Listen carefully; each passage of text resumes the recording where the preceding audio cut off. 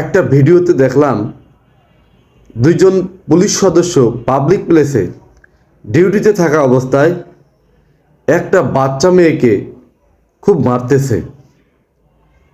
আরেকজন ভিডিও করতেছে, এজন্য তাকে ধমক দিচ্ছে।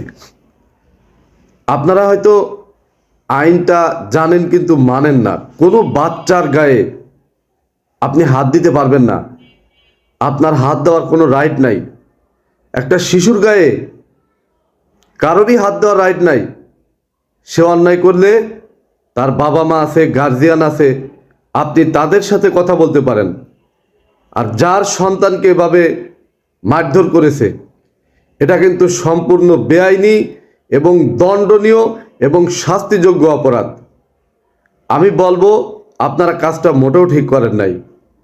সে হয়তো কোনো অপরাধ করেছে, কিন্তু অপরাধ করলেও আপনারা অন্তত এই কাজটা করতে পারেন না। আর প্রত্যেকটা বাবা মা তার সন্তানকে কেউ যদি অন্যায়ভাবে বেআইনিভাবে গায়ে হাত তোলে, আঘাত করে, তাহলে সে যে চাকরি করুক না কেন তার বিরুদ্ধে আপনি আইনগত ব্যবস্থা নিতে পারবেন।